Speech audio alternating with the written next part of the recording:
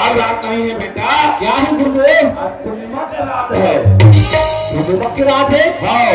ओहो। बेटा चला। हाँ गुरुदेव। आज कहाँ जाना है रे? कहाँ जाओगे? हाँ। मुसवा को रे। अरे मुसवा को नहीं जाना है। कहाँ जाओगे गुरुदेव? आज हिमालय पर्वत जाना है। हिमालय पर्वत? हाँ। कहाँ पर गुरुदेव? इच्छाधारी नाग और नागिन तो पकड़े बजाओ। हाँ। आज पूर्णिमा की रात है गुरुदेव। हाँ। इच्छाधारी नाग नागिन आज ही आज मिलन की रात है। ओहो। गुरुदेव ऐसे इच्छाधारी नाग नागिन ला पकड़ के ना हाँ अगर पोटा पानी ला भासाल के अगर मरी ला निकाल दो गुरुदेव। मसाला नहीं है रे। कहाँ गए गुरुदेव? निकालना है। मरी मने अगर मरी ला निकाल के हमार अमर अमर हो जाओ गुरुदेव। हाँ। गुरुदेव कैसे?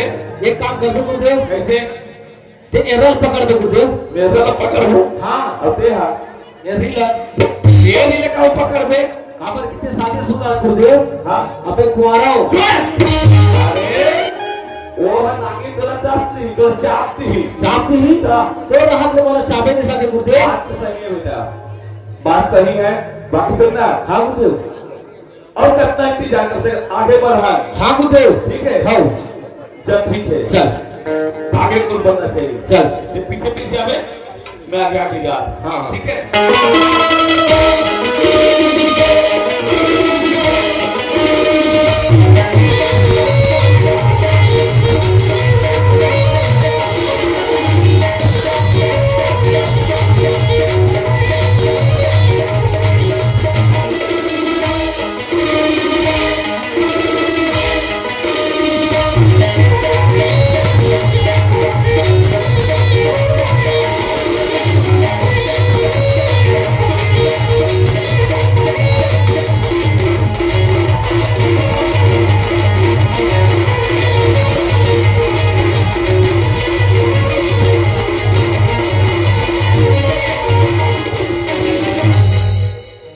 गुरुदेव कहा बेटा?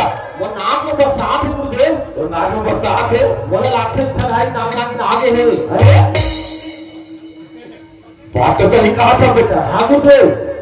इच्छाधारी नाग नागिन आज तो मैसे के रूप में है बेटा। हाँ गुरुदेव। है? आज वैसे के रूप में है। हाँ। पता नहीं कौन कौन से रूप बदल दिया और कौन कौन सा रूप बदल है? हमारा लुका के देखना चाहिए गुरुदेव। रूप में देखना चाहिए। जैसे मौका मिल ही ना चमक करना है। चमक के धरना है। ठीक है। हाँ। योगा चुप मेरा चुपा। हाँ गुरुदेव। चल ठीक है।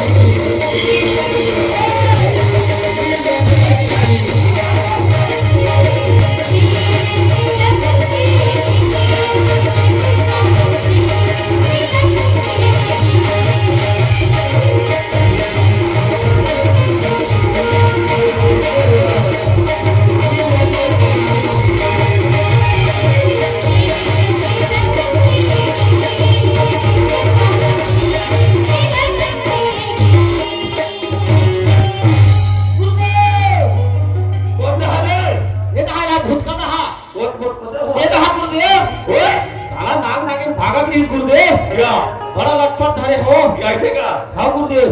ये पकड़ धरे? हाँ। देखा बेटा, देखा देखा रे। नाम न धरे गुरुदेव। नाम न धरे हर। ये क्या है रे? नाग है गुरुदेव। संस्कार करके बोलते एक तो नाम न देवा थे रे। हाँ। साला ठोड़िया साहब का पकड़े हाथ नाम। ठोड़िया है? तो गुरुदेव कैसे नागे लगन धरे हो गुरुदेव? नागे लगी धरे हर। हाँ। देखा बेटा, देखा। भागत नहीं गुरुदेव। या ये संस्कार करके बोलते एक तो नागिन न देवा थे रे। हाँ। साला पिपीली साहब का पकड़े हाथ नागिन का था। पिपीली साहब है। पिपीटी है जी। मतलब मोर मेहनत बेकार हो गई गुरुदेव। वो मेहनत से काम है, कुछ काम भी नहीं है। कुछ काम लिया कोई काम नहीं है। एक काम कर गुरुदेव। कैसे? ये लो अरे कोई ना चापती ही। चापती एक काम करो गुरुदेव। कैसे? छोला में डालो। हाँ। घर में जाबो तरवा बना तवा बनाता नहीं हो। काय बोले गुरुदेव? एक चमड़ी लगी हुई हो। हाँ। अब तो पर डमरू बनाओ। ओहो तब मोर करे डमरू नहीं है ना। हाँ। तो मोर पर डमरू बनावे गुरुदेव। अगर हारा ला पीस के बाजार में बेचो। फगुन बना के बेचबो। हाँ। हम फिर कहाँ जाबो गुरुदेव? फिर जब वही हमारे पर आऊ जाबो। चल कोशिश करबो। हाँ चल चल चलो।